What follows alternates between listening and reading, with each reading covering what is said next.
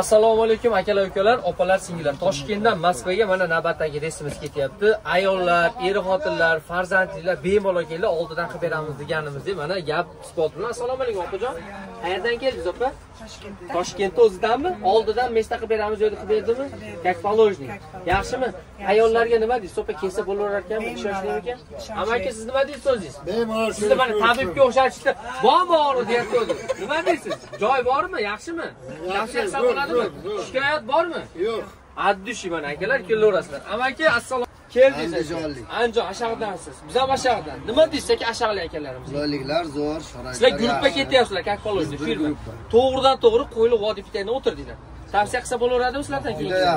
Kelishaversin-a? Kelinglar. Zo'r. Xudo xolasa oxiri ham zo'r bo'ladi, bilasiz aka. 5 topib qo'yavering akajon.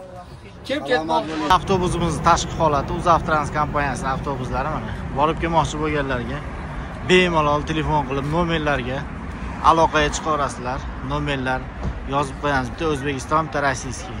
Kommentariyaga yozsanglar bo'ladi. WhatsApp, Telegram bor telefon raqamlarda telefon qilaverasizlar do'stlar.